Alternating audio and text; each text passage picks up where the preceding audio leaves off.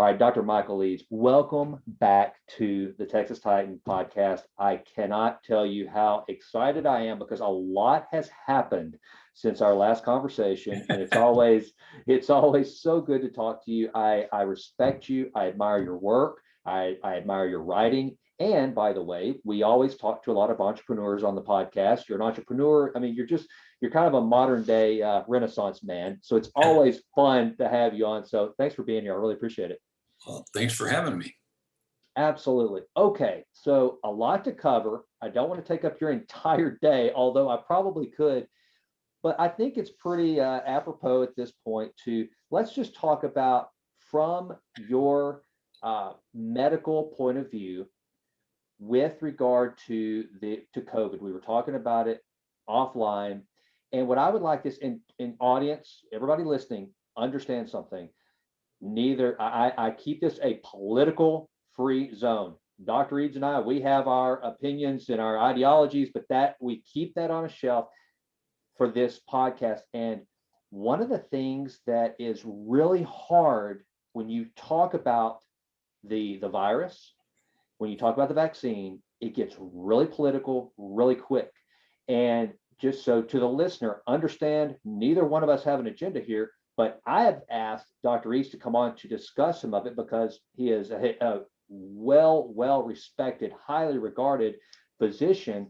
And by the way, Dr. Eades, I didn't mention this when we were talking offline, but this isn't the first time that you've had to deal with some controversy in the medical field because being one of the pioneers of the low-carb diet, high-fat content, you have taken and by the way, let's go ahead and talk about, or I'm just going to mention real quick, the Arrow, which is your newsletter, which everyone should subscribe to. And we're going to talk about that a little bit later. But you've taken arrows for a long time from the medical community. So I think that makes you perfectly suited for someone who has just taken a very pragmatic approach. So with that, I would like you to just start out by kind of giving your take on the development of the vaccine. If you're a listener out there and you have had the vaccine, we're not going to try to convince you that you did the wrong thing. And if you have not had the vaccine on this podcast, you will certainly not hear that you hate America and you hate your grandmother. We're just going to try to look at, I want you to take from Dr. Eades some data and use it as you should. So Dr. Eades, with that long disclaimer and introduction that I'm sorry that I had to do that, give us your thoughts on this vaccine versus previous vaccines and just kind of what should people be considering? What data should they look at in making this decision? In my view, they should look at it from a risk reward perspective, which is the way I look at virtually everything. And it's the way I look at any medication that I give a patient, because any medication has the potential to cause allergic reactions, to cause other problems than the one it's trying to solve. So I think that anything like this, you need to look at it from a risk reward perspective. If you look at the hard data on COVID, what you see is that the median death rate of people with COVID is 80 years old. Now, the median is not the average. The median means that there are as many people above 80 who died as there are below 80. So, and 80 is a couple of years. I mean, the average life expectancy in the US is 78.6. And so if the median death rate is 80, that means that it predominantly affects older people. I think the people, about 75 to 80% of deaths are in people over 65. So it's definitely a disease that affects older people, but it's not just the age that's problematic, it's other problems. It's what you hear called comorbidities. Heart disease, obesity is a major one. High blood pressure is one. Diabetes is one. Those are the four biggies that really take people down with COVID. And it's difficult to say that those may have actually been the cause of death. And people, had heart disease, died of heart disease, but they died of heart disease with a positive COVID test. So they were scored as dying with COVID. and you've got some monetary incentives to have a COVID diagnosis, because FEMA will pay up to 90% or will pay up to $9,000 in funeral expenses if you have a loved one who dies with COVID. And if you're a hospital, you get a lot of extra spiff if your patient has a diagnosis of COVID. So there are incentives to diagnose people with COVID who maybe don't have it, who maybe have a positive test, but the real problem is they've got serious diabetic problems, or they've got heart disease, or they've even got cancer, or they've got these other things that are going to kill them anyway. And so it's a tricky thing. The whole death rates, what you got to look at are the excess deaths compared to normal, and the excess deaths definitely are up. So it's been a factor, but they're not up any higher than they are in kind of a really bad flu year. And I don't mean a disastrous flu year like 1957, but I mean a really bad flu year, a seasonal flu year. But for some reason, this has caught on as a huge pandemic, and people are scared to death of it. And because of that, the hue and cry went up for a vaccine. Trump pulled out all the stops and, threw money at it. And the pharmaceutical industry, started developing this vaccine. And the only way you can't develop a traditional vaccine quickly, because it's got to be grown up. It's usually made of what's called an attenuated virus. And an attenuated virus is an actual virus, like a measles virus or a flu virus, that's been treated in such a way that it's not infectious, but it still generates the immune response that an infective virus would. So you give this attenuated virus to people, and their immune system mounts a response to it. And when the immune system mounts a response, there are two ways it does it. There's one immediate way called the innate immune system. And then there's the sort of adaptive, what's called the adaptive immune system, that has a memory. And those are T cells and B cells, which are two types of immune cells. And these things are trained by a virus, whether it's the real virus or an attenuated virus, and they're trained to do their thing quickly. When they're first exposed to the virus, it takes a while to generate the cellular machinery to produce the antibodies and the memory. And so what these cells do is as I say, it takes them a while to gin up the factory to start producing the antibodies. But once they have, then that memory is always there. So they're like little factories that are all ready to go, that are now circulating in their blood. They don't have to have the startup process. So the next time you encounter that same virus, bam, they knock it out before it has a chance to get a foothold.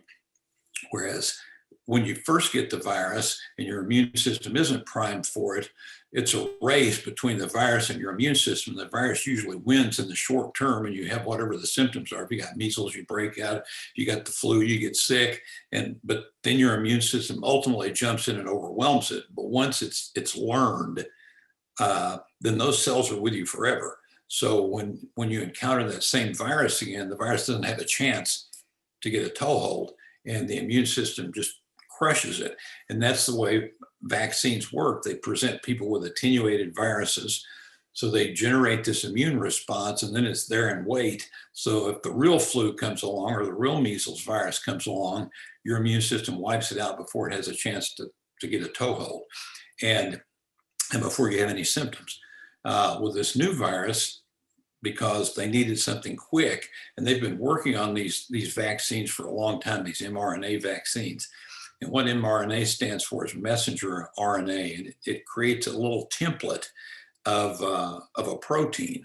It's what messenger RNA does. And messenger RNA, you use it all the time. Every time you make an enzyme or any other protein structure in your body, the message is carried with messenger RNA from your DNA, basically. And the messenger RNA goes to the cellular system that synthesizes proteins, and it gives it a little template, and then the protein gets put together based on that template, and then it's released, and then you've got the enzyme or whatever protein structure you're talking about. And so they created these mRNA templates from the spike proteins on the COVID virus. You've seen the COVID, it's got all those little spikes. And they sort of, and this is a gray area, because they say that they sequenced the entire virus. But when you really start reading those papers, you realize that they didn't actually sequence the entire virus like they said they did. And then, so they've got these spike proteins. So they took the sequence that makes the spike proteins, and they were able to use to develop messenger RNA for those spike proteins. So then they put the messenger RNA into an adenovirus, which is there are a lot of adenoviruses, and they're harmful to the human body. The cells take them up pretty easily. So they put the mRNA in an adenovirus. They give you the injection, the mRNA's in the adenovirus. The cells take up the adenovirus. The messenger RNA is released. It cranks up the cellular machinery, and so you start producing these spike proteins. And it was thought originally the spike proteins were just little proteins that helped the virus attach, and that the virus did all the dirty work. And a new paper just came out that showed that the spike proteins themselves are problematic, especially for vascular disease. And the reality is, everybody thinks of COVID as a respiratory disease, but it's actually more of a vascular disease, which is why people with high blood pressure and heart disease and vascular problems die at higher rates. But anyway, it develops these spike proteins, and when the spike proteins then are released, then the immune system hits the spike proteins and does what we talked about with the virus. It creates a memory for those. So if it gets another COVID virus with spike proteins on it down the way, it attacks that, and you don't get the disease. But the problem is, from my perspective, and it's not really a problem, and I hope it's not a problem, but this is all experimental. An mRNA vaccine has never been made before, never administered to a human. It was brought into being with a lot of money and a lot of smart people. And, I hope it's okay, but nobody knows what the long-term effects are. These were tested for about 2 months before being released. And and even with the vaccine in the test, people still got COVID. Some of them did, a smaller number, which is why they say it's 95% effective. And so, but the problem from my perspective is that it's an experimental procedure. I mean, it's not really even a vaccine, although it's called that, because vaccines are basically these attenuated viruses. This is a whole different process, because it's not a natural substance. It's a kind of a creation in the lab, the mRNA. And, nobody knows where this spike proteins go after they've been released. They obviously engender an immune response, because it hurts and people get sick sometimes. And they're probably protected against COVID with it. But it's just one of those things that nobody knows. And I hope with all my heart that it works out well. But my whole take on it is, if you're not at risk from COVID, if you don't have, if you're young, if you're healthy, if you're not overweight, if you don't have diabetes, if you don't have heart disease, then your risk from COVID is minuscule. So why would you take something that that was tested for 2 months, and nobody knows what's going to happen a year from now? Now, as I said in the newsletter I wrote, if I were 82 years old and had heart disease and diabetes, I'd be knocking people out of the way to get to the front of the line, because my risk is really high then under those circumstances. And whatever downstream awaits me as a consequence of the vaccine is less of a risk than not getting COVID. And so that's how I would look at it, or that's how I do look at it. Right. Well, and so knowing your background, it's almost to the point where we find ourselves, and I can't wait to read the most recent issue of the Arrow, your newsletter, to learn more just from what we kind of talked about here. But we find ourselves in this weird place now, and I would like your take on what this is going to do for medicine going forward with all of the political pressure that's being applied. I mean, for example, back whenever you started pioneering the low carb, high fat diet, it's almost as though if a president started eating his hamburger without the bun, depending on which side of the aisle that president was, if you saw someone out at a restaurant either doing that or eating a hamburger with a bun, depending on which camp you were in, if they were not, if they were a bun and you were a no bun person, then they were an other, or vice versa. Mm-hmm.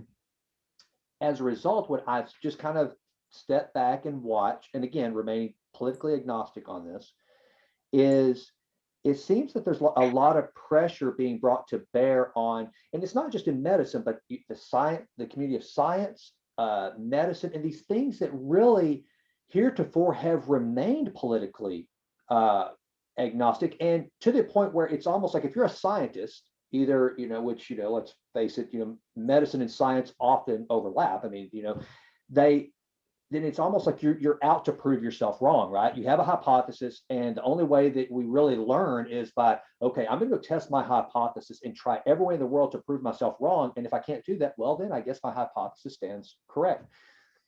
Now, though, with so much political pressure being brought to bear, it seems that it's bringing a sense of uncertainty to the public.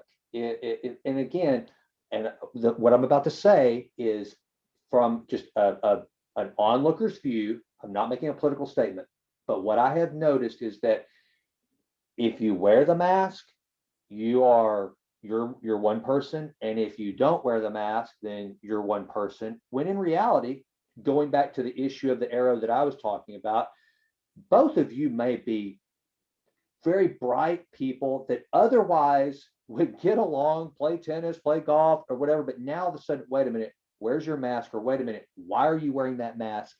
And now you're at odds and you separate. What do you think the risks are from this era that we're going through to medicine in general? And that might be too broad of a philosophical question. I don't know, but I'm just curious.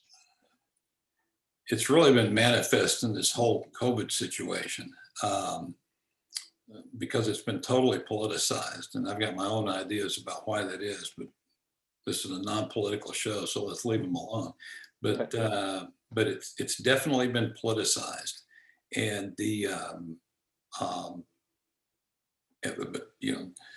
two of the people that I listen to the most are Martin Koldorf, who's a professor at Harvard, an immunologist, and he's actually on the vaccine safety board of the CDC, and he has a really good approach to everything. And I don't know what his politics are, but I doubt that they're to the far right. And then another guy is Michael Levitt, who's a Nobel laureate from Stanford, who's done a lot of work. He's more of a biostatistician. I mean, that kind of demeans what he does because he's really a bright. I mean, he won the Nobel Prize, but he has looked at this from a mathematical perspective and thinks that the whole pandemic deal is way overreaction. He is a far left liberal, and he's taken just a huge hit over this whole thing. John Ioannidis is another one. That's another Stanford professor, and he is probably one of the 3 top cited scientists in the world. And the way that you develop a scientific reputation, basically, for those who don't know, is, you write articles in scientific journals, and a lot of people write articles in scientific journals that are just junk and nobody ever cites them. But if you write stuff that's valuable, you get cited by other authors. And so if you've got a lot of citations, you sort of go up in the hierarchy of what your scientific ability is, I guess. And Ioannidis is like number 2 or 3 in the world in terms of being cited. He had a huge number of citations, and he has absolutely been destroyed over this because he came out early on and said, hey, guys, 30, 40, 50% of people already have antibodies to COVID. Let's not get our panties in a wad about this. It's not that big a deal. The case fatality rate or the infection fatality rate is not going to be that high. And everybody, oh my God, this guy's an idiot. I mean, he overnight went from being this really respected scientist to now being censored by Twitter. Mm-hmm. And I mean, it's insane. It truly is insane. And so I don't know what impact it's going to have on science from now, and I hope that not a lot. I hope this is just an aberration. Right. But Well, I think, but you know, it's amazing, and people are getting censored on Twitter. They're getting their Twitter stuff down. Just yesterday, I put up a video that on the Arrow that was totally innocuous. I thought it was by a former vice president and a chief scientific officer, I think, of Pfizer, you know, the company that makes the vaccine. And he lives in the UK, and he gave just a real serious to camera talk about what he thought about the vaccine and what he thought about the whole pandemic. I thought the thing, based on some of the stuff I've seen, I thought it was pretty innocuous and pretty mild. And it's a different opinion than the prevailing opinion. And I put it up there, and before I even got the newsletter out, Twitter had already taken it down. really? Yeah, and I couldn't find it anywhere else, and I found it today. It's up on Rumble, which is another Twitter or not Twitter, taking it. YouTube had taken it down. It's up on Rumble, which is kind of a YouTube competitor. And so this happens all the time. You know, people come out. One of the talks that I put up that I thought was an excellent talk by a pathologist who runs a big pathology lab up in Idaho gave what I thought was an excellent talk on the whole COVID thing, talking about avoiding comorbidities, taking vitamin D, because it has been shown in a one really strong study that vitamin D probably prevents you from getting it if your vitamin D levels are high. I mean, there's a whole theory about the flu, because the flu always comes on in the winter, and that's when people's vitamin D levels are at a low ebb. And there are a lot of people that believe that the only reason people get flu is their vitamin D levels are low, because the flu virus is out there, but nobody gets it in the summer. It's only in the winter. And so a lot of people think it's a consequence of low vitamin D levels. And the closer you get to the equator, the less flu you have overall. And so there's a good case to be made for that. And so they think that that's the case for COVID too. There was a Spanish study where they hospitalized people and they gave them the active form of vitamin D, the vitamin D that you get in supplements. Your body, it takes about a week for it to actually become the active version. And it's also a function of your health level. So if you're overweight and you've got other problems, the conversion is slower. But you can actually give the active vitamin D to people via injection. And so that's what, or I guess they've actually got oral supplements for it now too, with their prescription. But anyway, they brought people in who had COVID, and they randomized them, and they gave half of them the actual active form of vitamin D and the other half a placebo. And I can't remember the exact numbers, but almost none of the people who got the vitamin C progressed to the point, or D, I mean, progressed to the point where they had to go to the ICU, whereas a pretty good percentage of the one who didn't get it did. And that's the one real, placebo-controlled study we have on vitamin D and COVID. But anyway, he talked about that study, and he talked about vitamin D and the importance of vitamin D, and he talked about keeping yourself healthy, not having, not developing these comorbidities. And he talked about the drug ivermectin, which is, all you got to do is say ivermectin. I mean, if I say ivermectin, you're going to get, you're probably going to get taken down on YouTube. And ivermectin has had some really pretty spectacular results, but it's off patent. It costs pennies, and it's been pretty good. I mean, there was a study that was done in Argentina. And this was, I don't know, a few months ago, when in the summer for us, when it's winter in Argentina, and it was really bad. And they gave ivermectin to, I think, 845 healthcare workers who were exposed to patients that had COVID. And they didn't give it, or they gave a placebo to 450 of the same group of healthcare workers in this hospital system. And the people who took ivermectin, 0 got COVID, and 58% of the other group got COVID. Wow.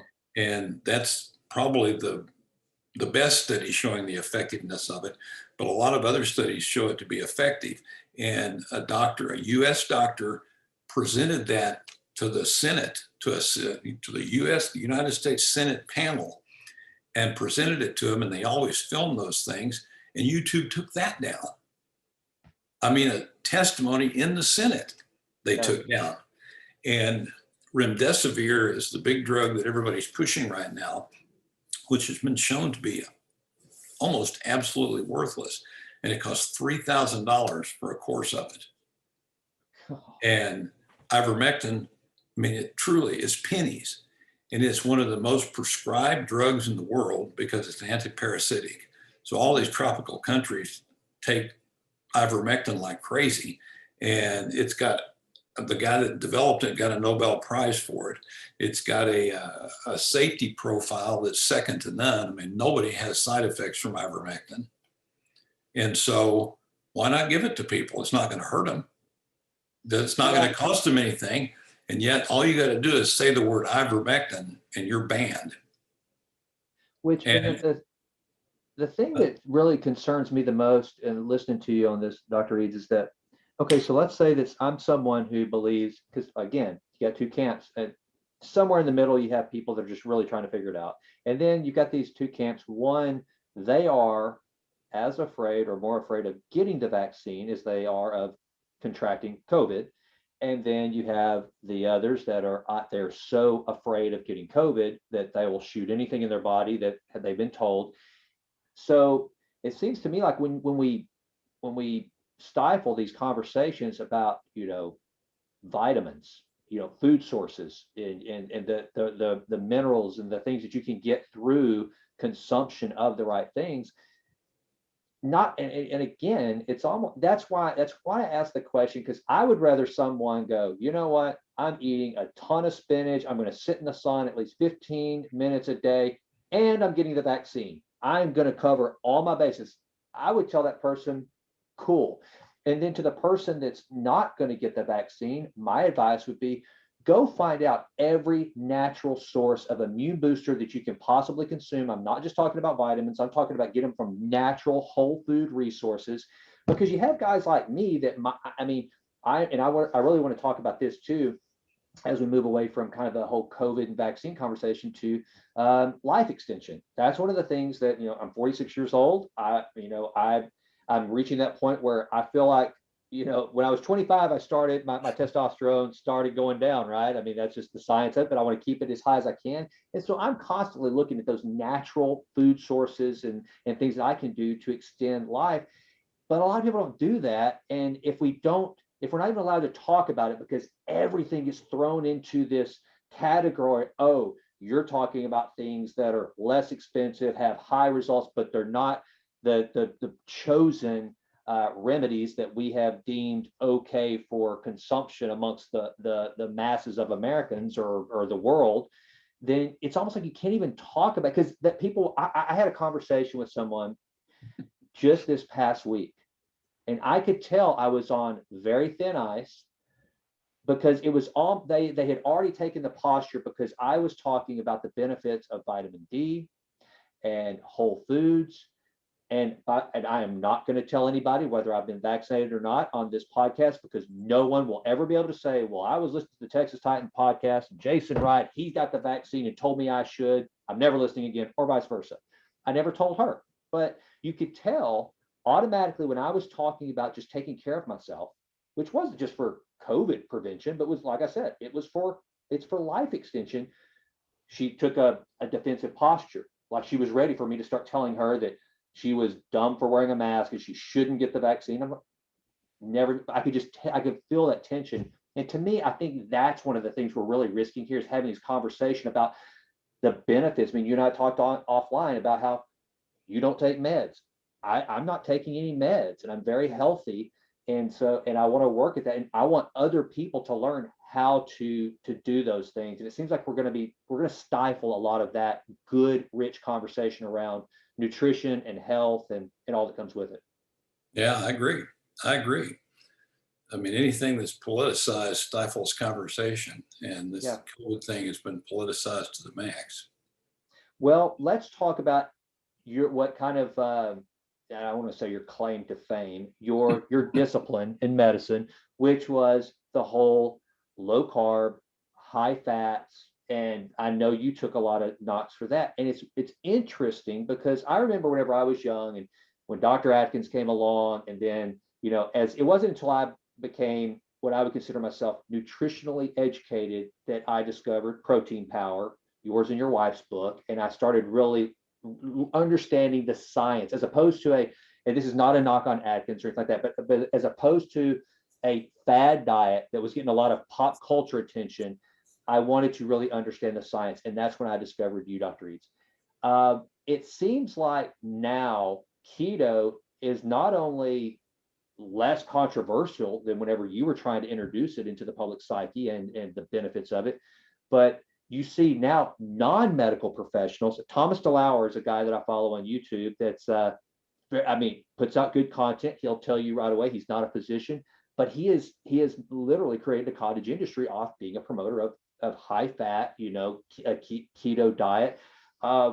Where do you see, tell the listener as you see it still, a ketogenic diet, that what are the right fats they should consume, and someone that's listening that is like listening, they've heard of the keto diet, but they're scared to death to try it because they just love their ice cream too much. They can't fathom a world in which they could never have, oh God forbid, a Twinkie or something like that. But, kind of just, talk about the benefits of it. And then without putting too much into one question, and I'll remind you if we don't cover it, but I want to talk about, as someone like me who's really starting to study and understand life extension, where a ketogenic diet plays a role in that.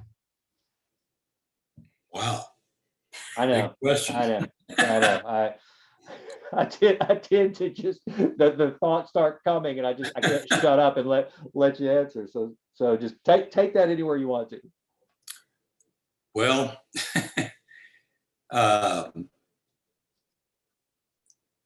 if you look at diet, forget about vitamins and minerals and all that for a minute. But if you just look at the three macronutrients in food, you've got fat, protein, and carbohydrate. Now, for the most part, you don't use protein as an energy source. It can be used as an energy source, but it typically isn't. It's used to repair protein breakdown that you have in your body every day. And you've got offsetting forces that if you're not taking a lot of protein, you won't break down as much, and you store protein. You break it down, and the amino acids are stored and they're reassembled. So protein is just kind of there.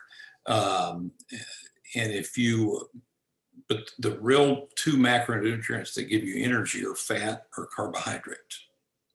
And people got on this mistaken notion that fat causes heart disease. And even the American College of Cardiologists finally come out and said, okay, we were wrong. Saturated fat is not bad. But for years, saturated fat has been demonized.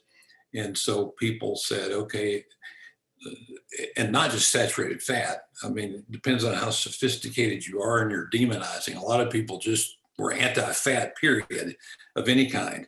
And so if the two energy providing macronutrients are fat and carbohydrates, if you're going to avoid fats, you got to go up in carbohydrates because you got to get your energy from somewhere. Mm-hmm. And so people tended to eat these high carbohydrate diets. And what's interesting is, if you eat a high fat diet, high fat, low carb, or a high carb, low fat diet, the protein doesn't vary that much. It still stays around, 15, 16, 17, 18%, it rides around in that range because you just use that, as I say, to rebuild. It's not a big factor in energy production, which is why a lot of studies that look at this are screwed up because they put people on extremely low calorie diets to check things out. And then protein does become a factor, but under normal dieting circumstances, it's not really a factor. So it's just, you've got either high carb, low fat, or high fat, low carb, or sort of moderate carb and moderate fat, which is sort of the average American diet or the standard American diet. And so if when people are afraid of fat, they went up on carbs, but carbs have their own problems because carbs end up stimulating the production of insulin. Insulin is your main metabolic hormone. It's kind of the master hormone of all metabolism. And I've said that forever, and it turns out the more I learn about it, it's actually the master hormone is glucagon, but we don't need to get into that. But it's insulin's counter-regulatory hormone. And so insulin goes up, and insulin is a storage hormone. It makes you store fat. It makes you store protein. It's just basically a storage protein or a storage hormone, and it runs all the pathways that lead to storage. And glucagon, which is actually a more potent hormone, is just the opposite. It runs all the pathways that tell you to ditch fuel and start burning it. So if your insulin levels are high, you're going to store, and carbs run your insulin levels up. If you eat fat has really no effect on insulin. So it's kind of inert where that's concerned. So since people have been cutting fat and running their carbohydrate levels up since about 1980, that's when the first nutritional guidelines came out. And I've got to add that the first nutritional guidelines that came out advocated cutting fat and increasing carbohydrates in the diet. And that was done basically with no scientific underpinning. Okay, that was just a guess, more or less. And the law was written in such a way that the only way it could be changed was with science. So you have something that's non-scientific to begin with, and then you make people generate all this scientific evidence to try to change it.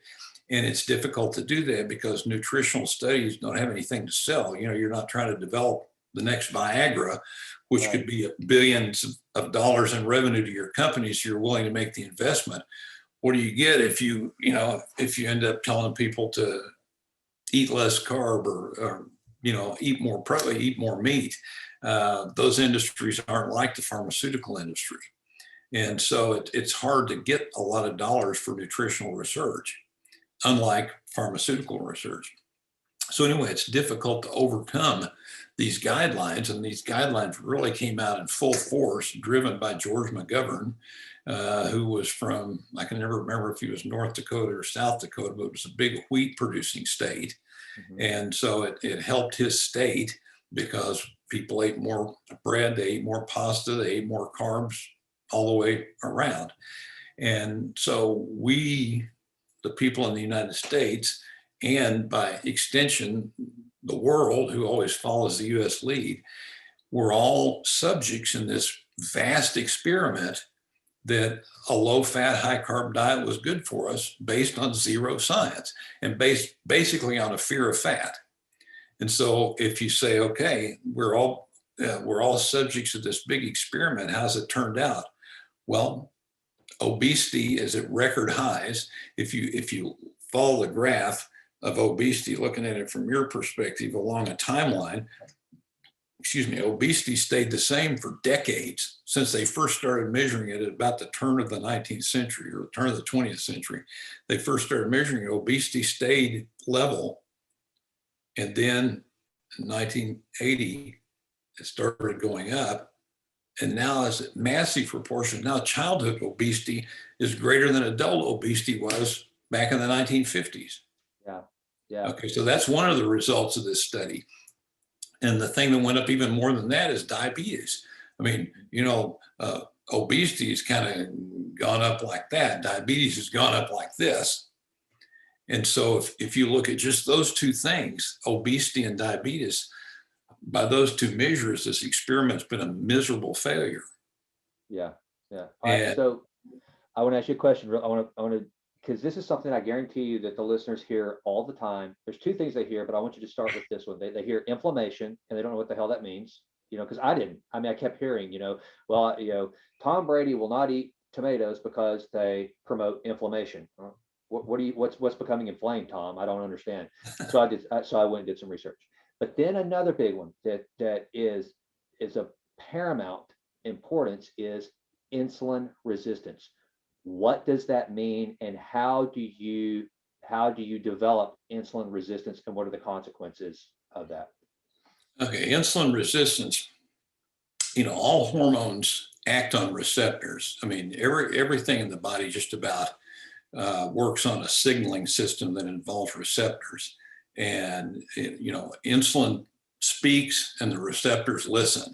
Or you can think of it as a key in a lock that if you don't have the insulin receptor, insulin's not going to work to drive sugar into your cells. But people have insulin receptors, but insulin receptors are subject to being overwhelmed, basically. And what ends up happening is when they're overwhelmed, when they get too much insulin all the time, they become less sensitive to it. They become resistant to the effects of insulin. So in order to make them function, you got to have a lot more insulin. And everybody's had this experience with a receptor becoming resistant. Let's say you walk into a room and there's some kind of a vile smell in there. When you first walk in, your smell receptors are sensitive and it hits you, like being hit in the face. And you go, ugh, God, that's awful. And you stay in it a little while and you don't even notice it because your receptors become resistant to the smell, your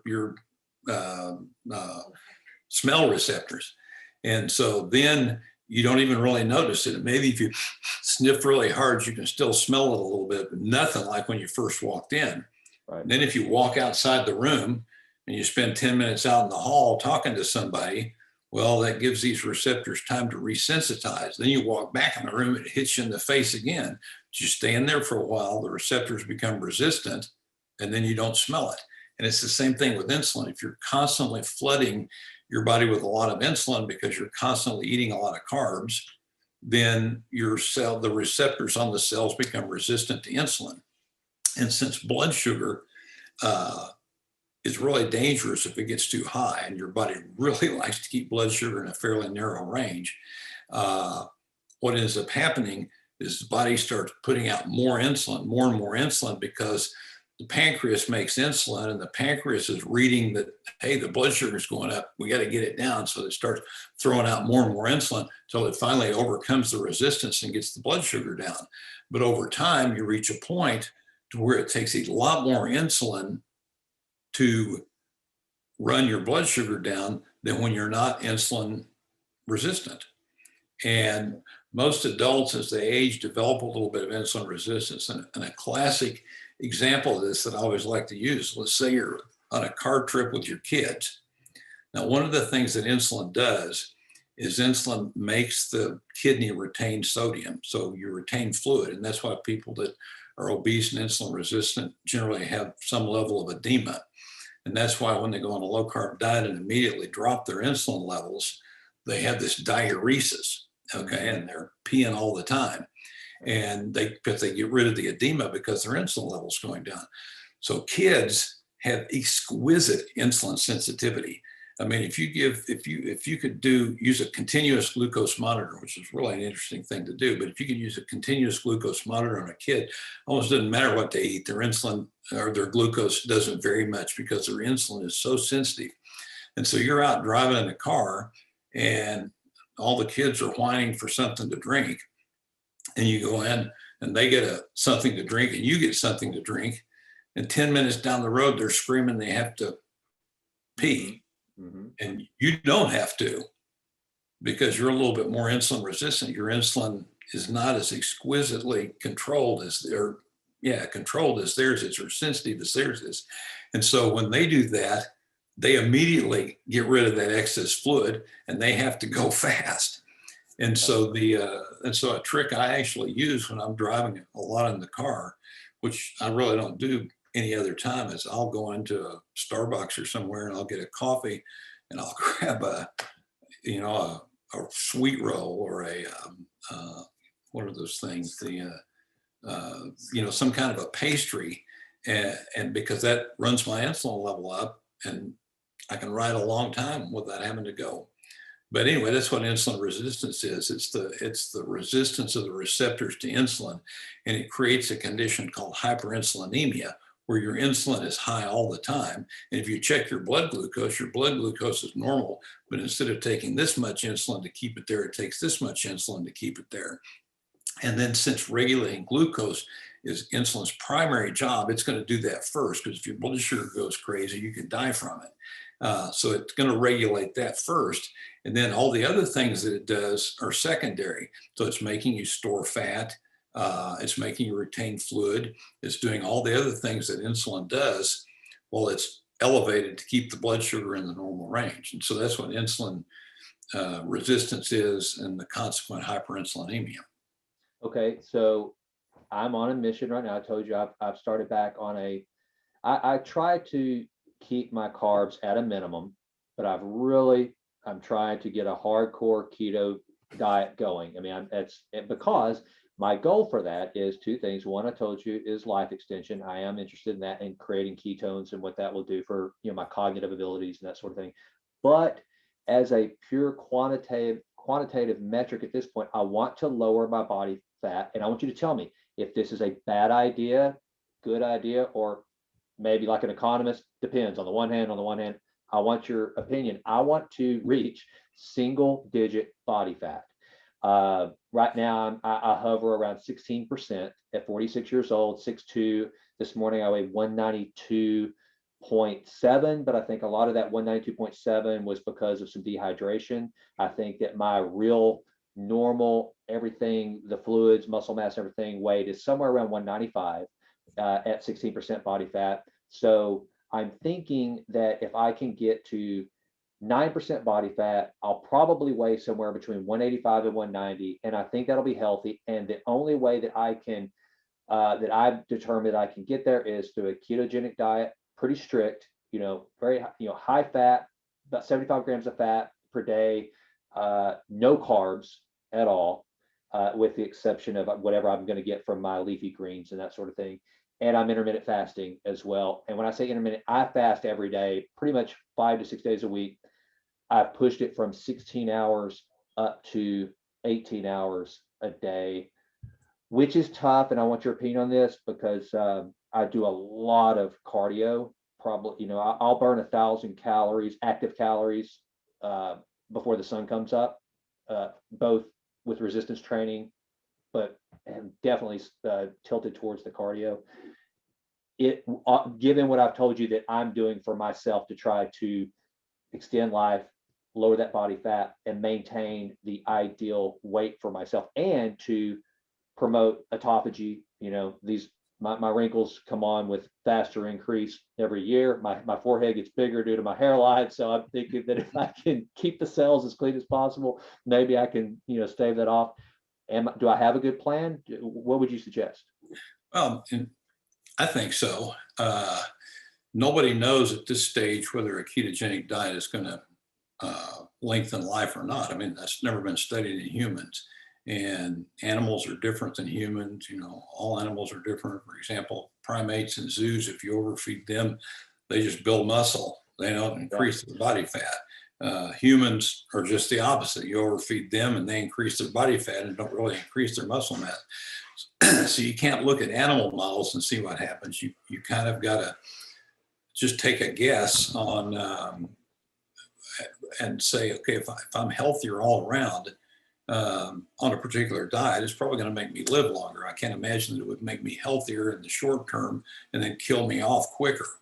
Mm-hmm. We know obesity is a risk for premature death, but there are some studies that come out that show people that are a little bit have a little bit of extra weight, not a lot, but a little bit of extra weight, tend to live a little bit longer.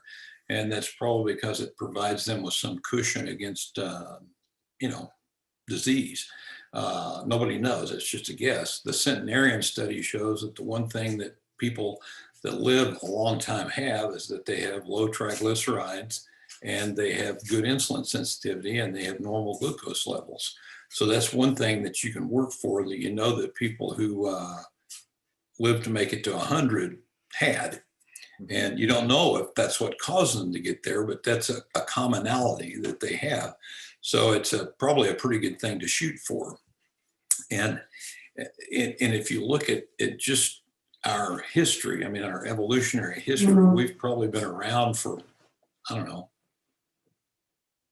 a couple of million years, 1.5 million years, recognizable as some sort of human. We've been around probably 300,000 is anatomically humans, humans, Homo sapiens sapiens, modern humans. And if you look at that and you look at the diet that we essentially thrived on in that period, because we beat out all kinds of other humanoid kinds of creatures that ended up taking the vegetarian route and died out.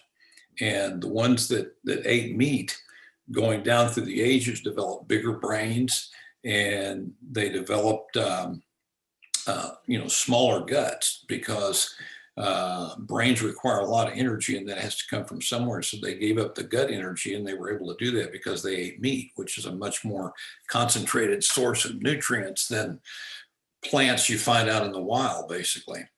And so we've had this long evolutionary history of eating meat, let's say, and having probably a ketogenic diet. That's what we evolved on. And if you look at what's called the stable isotope analysis, which is probably the most real scientific way of evaluating what those people ate back then, because otherwise people, how do we know what Neanderthals ate, which they were on a branch that died out, but how do we know what they ate? How do we know what modern humans ate in the era of the Neanderthals, because they were mixed for a few years? How do we know what they ate? Well, you can look at the stable isotope analysis, which I'm not going to get into it. People can get on my blog and read about it and see videos, but it's basically a scientific way from using tooth enamel and fragments of bone from back then to tell what people ate, basically how much protein they ate. And you can compare people to, foxes and wolves and other carnivores. You can compare them to herbivores, and you can see where humans fit in. And humans are actually what are called super carnivores, because they actually ate the carnivores. They ate the herbivores, and they ate the carnivores that ate the herbivores. So they really concentrated nitrogen in there. And so you can see that in isotopic analysis. And so that's one way that we know what people ate back then. So that if we evolved on it, we've got to be designed to function well on that, because people who didn't function well on that were bred out. And so natural selection left us at the end of the tunnel when agriculture started about 6,000, 7,000, 8,000 years ago, as being these superb machines that performed as flawlessly as they could on a diet that was basically meat. And if you look at the skeletons of early man, they've all got perfect teeth. They've all got great bone density. They have, no signs of real chronic infections. They're robust. And the minute agriculture came along, all that went to hell in a handbasket. They started having bad dental disease, bad decay.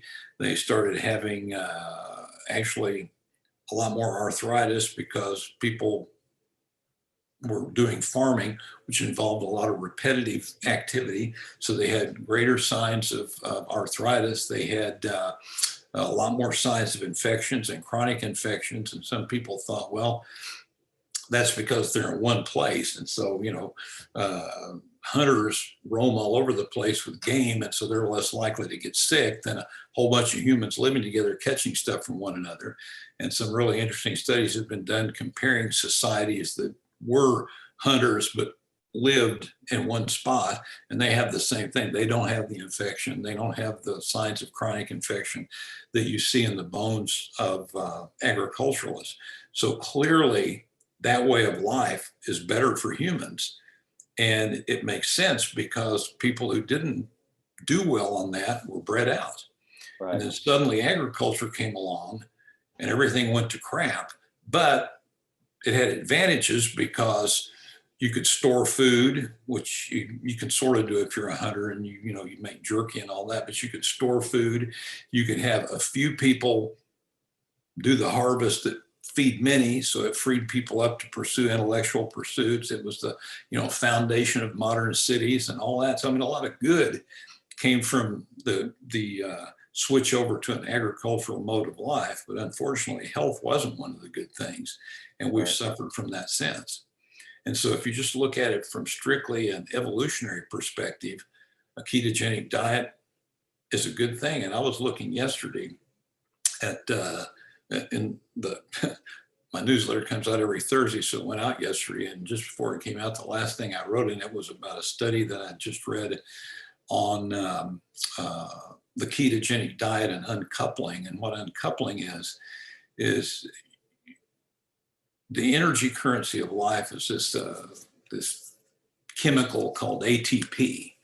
And ATP is what drives life. It stores energy. And so all these chemical reactions that take place in the body, if you didn't have ATP, they would just sit there. I mean, we would be two big lumps of chemicals sitting here looking at one another. But because ATP represents stored energy basically from food, when there's a chemical reaction that takes power to drive, it couples with ATP. The ATP breaks down and the energy released from that drives this chemical reaction. So ATP is essentially the currency of life. And your mitochondria, which are little kind of bean-shaped organelles inside the cells, and every cell has them, not every cell, but most cells have them, and they can be anywhere from a half a dozen up to 2,000, depending on how active the cell is in doing stuff. And your mitochondria are your life. I mean, if your mitochondria get in trouble, then you're in big trouble, because your mitochondria produce about, and this is a phenomenal statistic, but it's true, your mitochondria produce about your own body weight in ATP every single day. Wow. So if you weigh 197 pounds or whatever it is, you're producing 197 pounds of ATP every day. Now it's breaking down and reformulated, But if you could take all the ATP that was formed and weigh it, it would be about your body weight. And the vast majority of this, some of it's made in the cytosol of the cells, which is the part of the cell that isn't the mitochondria, but most of it is made in the mitochondria. And the mitochondria couples a process called oxidation, which is the breakdown of food and the release of energy from the food. And that energy is captured in a process within the mitochondria that ends up phosphorylating the ATP. ADP is phosphorylated to adenosine diphosphate, is phosphorylated to adenosine triphosphate, ATP. And so those two processes are separate, but they're coupled within the mitochondria. And anything that breaks down that process is called uncoupling. And we uncouple all day long, because uncoupling releases the energy from food. Instead of capturing it in ATP, it releases it as heat. And that's what maintains our body temperature at 98.6 or 37 if we live in Europe, but 37 centigrade. But so this uncoupling is a process that generates our body heat, but it also becomes inefficient if you uncouple too much, because then you're taking the energy for food and you're not converting it to mitochondria or ATP. I mean. And it's interesting because a lot of weight loss can happen if you can uncouple, because you've got to have a certain amount of ATP. And if it takes you 20% more food to generate that because you're uncoupling like crazy, well, then all that's going to be dissipated as heat, so you can eat more and not gain any weight. Okay. You follow me?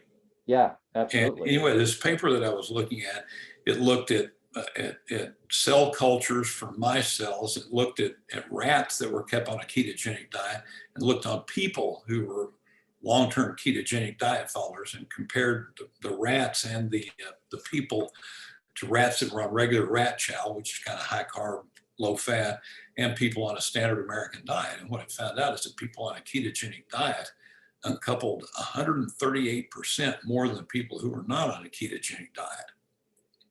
And what that tells me, because when people first figured out a ketogenic diet, or what happened, this whole ketone process, it was in the early part of the 1900s when scientists kind of traced that whole thing out.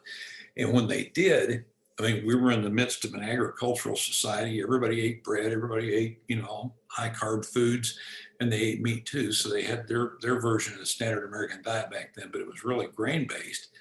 And the only time they ever saw people in ketosis were if they had diabetes, which was bad, diabetic ketoacidosis, I'm talking type 1 diabetes, or they found people who were starving, because if you starved, your ketones went up. So they thought ketones got triggered by starvation. And when I read this paper yesterday, it got me thinking about it. And I thought, if ketosis uncouples you 138% more than a non-ketotic diet, and we evolved on a ketotic diet, then we must not have been starving back in the day, because it would be dumb for evolution to make us waste energy on the diet we had if we needed that to survive. So obviously we didn't need it to survive. We had plenty of game back then, which is evidenced by the fact that there were no affections, robust bones, great teeth. Those people were pretty healthy. And so I don't think it's just a starvation phenomenon, because if ketosis just took place when you were starving, why would it uncouple you? You'd think it would want to squeeze every ounce of energy it could out of every bite of food you took, and yet it does. And so it's so that made me an even more confirmed believer that we really evolved on a ketogenic diet. And if that's the case, then that's probably the best thing to eat right now. And so, where does Vo2 Max come into play with the mitochondria? And because what I'm trying to better understand both, and for some reason it is a riddle to me. So I'm glad we're having this conversation to understand how the mitochondria, what its impact is, and then my Vo2 Max, which, as I understand it, is basically just my body's ability to consume and use oxygen. Right? It's the most. It measures the efficiency of my body to, kind of like what we're talking about with insulin. Either your body is able to really maximize and use that insulin, or not. Maybe that's a bad example, but am I right about that? Where does it come into play with this? Well, I mean, your Vo2 Max is just the maximal oxygen you can, that you can basically absorb, I guess, is a way to put it. And that's a little bit limited by your genetics. And when you get in shape, it goes up. And that's a whole interesting phenomenon too, because let's say you go out and you run, okay? And you decide, okay, I'm going to go out. It's January the 1st, and by God, I'm going to get in shape this year. So I'm going to go out and I'm going to start running every day, which I think is a dumb exercise. Well, let's say that you decide to do that. And if you go out and you do that, what ends up happening is you don't go very far until you're just puffing and your heart's going, wow, wow, wow, wow, wow, wow, and you're, and the reason for that is the oxygen is trying to get into the tissues. Okay. And that's the interface. That's where the rubber meets the road, is the oxygen getting into the tissues. And if the oxygen can get into the tissues more quickly, which is partially an enzymatic process, but if the oxygen get into the tissues more quickly, then that basically is the definition of being in shape. And so what happens is, as you exercise more, and you increase the efficiency of the oxygen getting into the cells, it's down at the cellular level, you increase the efficiency of the oxygen getting into the cells, then you don't have to breathe as hard, and your heart doesn't have to beat as fast, because when you're not in shape, because you're just getting a small percentage of oxygen across, you got to get as much out of there as you can. And so you're to try to increase the oxygen level of your blood, and your heart's going boom, boom, boom, boom, because you're trying to get more oxygenated blood to the tissues. But as you get in shape and this transfer of oxygen is more efficient, then you don't have to breathe as hard, and your heart doesn't have to beat as fast, because down here where the rubber meets the road, it's all working better. And then that's the definition of getting in shape. And people say, I'm more cardiovascularly fit, which is BS, because their heart hasn't changed and their lungs haven't changed. What's changed is what takes place at the cellular level. Right. And then you ask yourself that, and you say, okay, well, how can I speed that process up?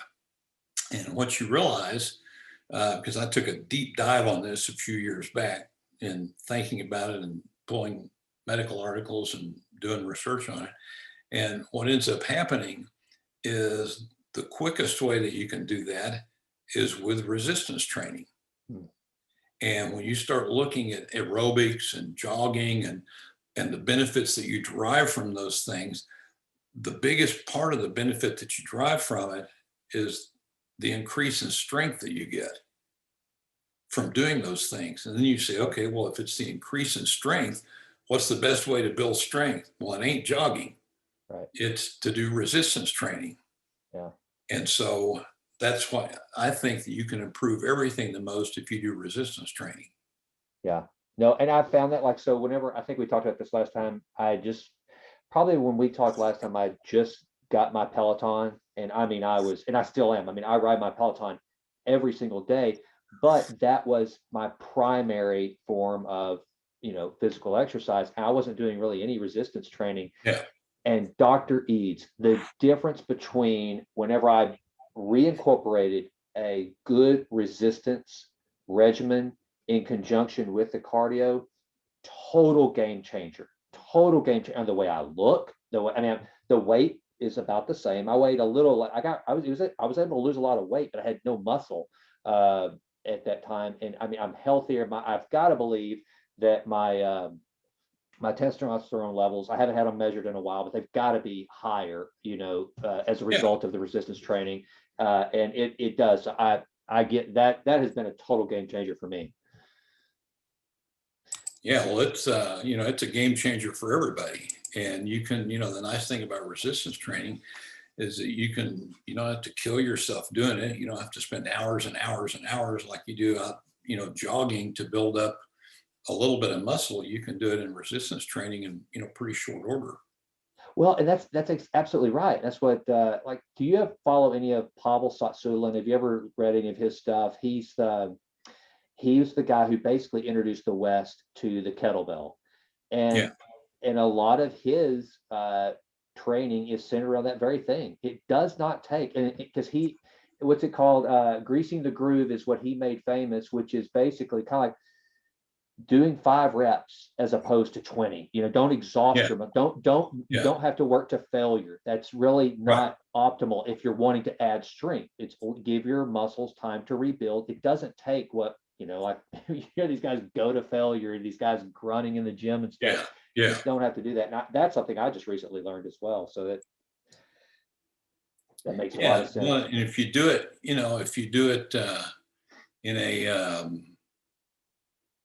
a graduated way, you don't get hurt, and it seems fairly easy. I mean, what happens, you have one of these kind of an asymptotic curve. It flattens out because you go up this part of the curve really quickly. I mean, every time you go out, you're lifting a little bit more and you're lifting a little bit more. And then the longer you go, the harder it becomes to add more because you kind of max out. And then you've got to, continue to develop more muscle to do that. At first, you're just recruiting the muscle you have and increasing this blood flow across the membranes. But you reach a point where you've got to build more muscle, and that's a little bit of a slower process. Now, one of the things, and I want to respect your time, I mean, because like I said, I could go on picking your brain all afternoon, but I do want to go back real quickly. So vegetable oil and what the role it's played. I know this is something that you really, that's part of your study right now in your research. So to the listener out there, if I were to say you can cook with bacon, grease, or some Wesson vegetable oil, they would probably on the surface go, well, give me the Wesson. Cooking with bacon grease cannot be healthy. What would you say, Dr. Eades? I would say just the opposite. I mean, I think the bacon grease is better than the Wesson oil, but the best thing you can use really is beef tallow. It's hard to find, which is bizarre because we export it all to other places because everybody over here is scared to death of saturated fat. And, McDonald's French fries back in the day were cooked in beef tallow. And then, in the early 1990s, they got all their panties in a wad because, oh my God, they were using an animal product to cook it and it's bad and it's saturated fat and saturated fat's bad for you and blah, blah, blah, blah, blah. So they switched to vegetable oil and the fries sucked. And so then they had to bring in all these food technologists, put all sorts of additives in so that the fries tasted the same as they did when they were with beef tallow.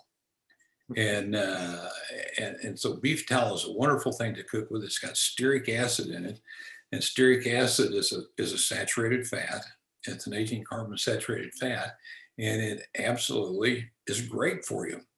I mean, there have been studies that show saturated fat, I mean, stearic acid all by itself lowers cholesterol. Wow. And so, and there's a whole, complex process that vegetable oils play in kind of helping you gain weight. I mean, it's really complex. I made a video about it. People can get on YouTube and look at my last name and look up hypothesis of obesity and you'll get it. It's about a 45-minute talk, but it's really complex because it involves the mitochondria and it involves insulin resistance at the level of the mitochondria. And what cells do in terms of insulin is they can generate insulin resistance when they're full. In other words, they say, okay, I don't want any more nutrients. And so if I create a little bit of insulin resistance, then nothing can come in because, insulin stores fat, so fat can't come in. And so it gets diverted to other cells. And when they all have this little bit of insulin resistance, then the fat stays out and then your body kind of burns it instead of storing it. And if you take if you take saturated fat, and I think part of the obesity epidemic that we're in the midst of isn't just from eating more carbs, it's from decreasing saturated fat and replacing with vegetable oil.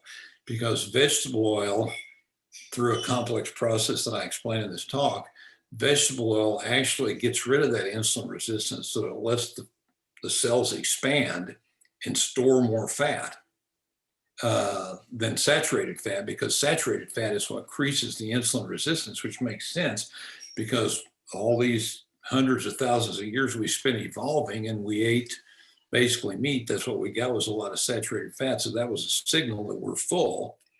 And so that stopped the fat being stored in the fat cells. Mm-hmm. And so vegetable oil basically overrides that. And it allows, it almost acts like a super carb. Mm. And this is all hypothetical, of course, but it's grounded in some pretty good biochemistry. And I think there's going to be probably more work done on that going down the road.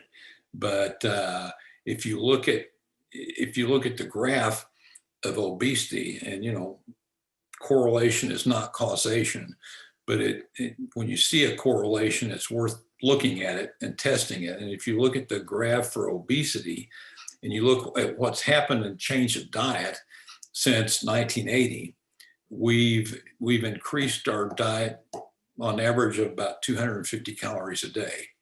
And the majority of those have been carb calories, but we've gone up a little tiny bit in fat calories, and protein is pretty much stayed about the same. So the vast majority of the caloric increase is carbohydrate, which is going to drive the production of insulin. But what's interesting is if you look at the fat, if you look at the increase in fat, it barely goes up over time. But if you look at saturated fat, it drops off. And you look at polyunsaturated fat, all these vegetable oils, they go up. And in fact, the curve for polyunsaturated fat goes up about the same as the obesity curve. And as I say, correlation is not causation, but when you see a correlation, then it's worth saying, let's see if there's something there. And then when you start looking into the mechanism and see how polyunsaturated fats dampen insulin resistance at the cellular level so that more stuff can go in and the cells expand, which is the definition of obesity, then there may be something there. Because the biggest change in the diet we've made, other than this little bump in calories, the biggest, most massive dietary change we've had in the last 100 years is this huge increase in vegetable oils and a decrease in saturated fat. And this has all taken place in this time period where obesity has skyrocketed. Mm-hmm. Mm-hmm. So you got to ask yourself, is there something going on there? Right. Makes a lot of sense. So when does it, now are you are writing a book that's covering the vegetable oil crisis or your research? Okay. When can we expect that? Come on. I don't know. I'm ready to read it. The problem is we've written, my wife, who's also a physician, and I've been in practice together for a long time, and we've written between us 14 books that we've, done through mainstream publishers. We had one of them, Protein Power, that I think you referred to, was, the New York Times bestseller list for way over a year. And so we've had a lot of experience with mainstream published books.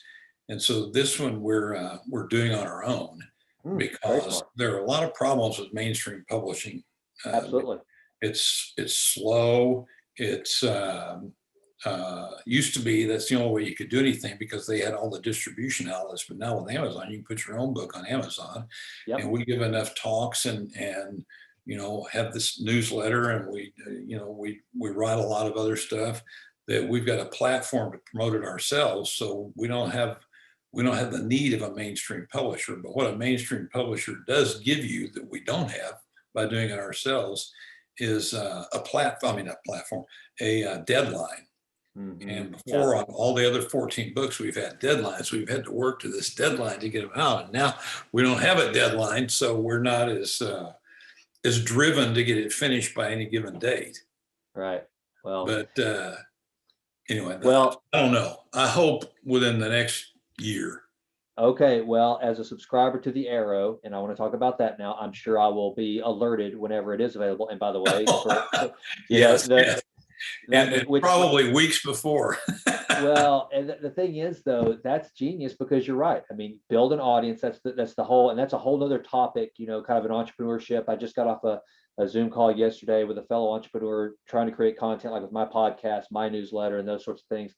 Tell people about the Arrow and what, where they can subscribe to it. And the thing is, and to the listener out there, the Arrow is not, it's dense in research and medical studies, but it's also commentary that I find very, very practical and useful. So talk a little bit about the Arrow and where people can get it. All right. Hang on. I've got to get on because I don't even know this is what a great self-promoter I am. I don't even know what email address or what address to give out to get it. So let me find.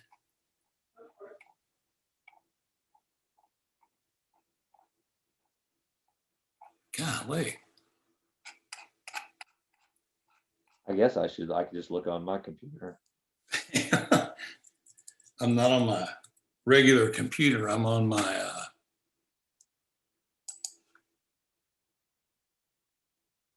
let's see here. I'm looking at Michael Eades. Okay. Proteinpower.com. You got it out there. Yeah, that might be, yeah. Yeah, no, it's proteinpower.com, but you can't get there from there. I've got it. Hang on. I'm such an idiot. I should have had this up to begin with. Well, no, I don't have it. Well, if I go to proteinpower.com/news or newsletter, it looks like, then I can get so basically if they just go out to Protein Power. Oh, okay. Will that do it? Yeah, will that do it? Yep. Okay. All right. Go to proteinpower.com and just hit newsletter, right? That's it. Okay. And another thing too that I recommend that the listener do is to go listen to the talk. Oh yeah, you're right. You're right. It's proteinpower.com/newsletter.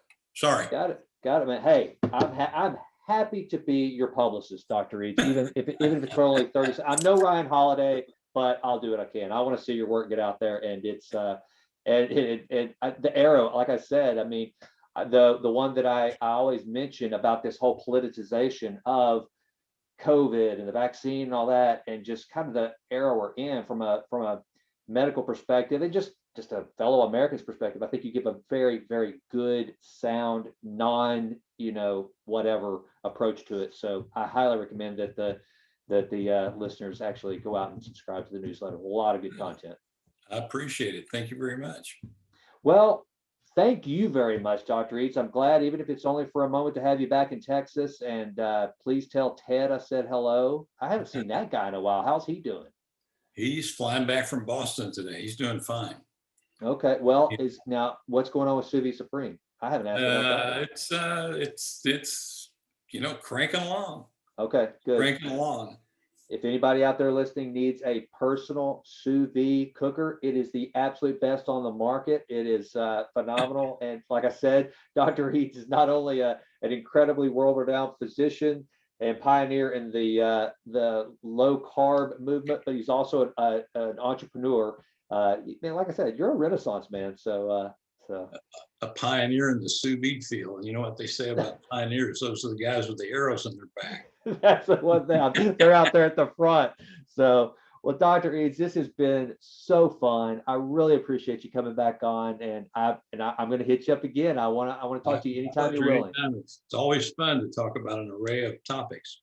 Well, and being the interviewer I am, I'm like a little kid in a toy store. I'll just like, what's that one like? What's that one like? So I appreciate you bearing with me.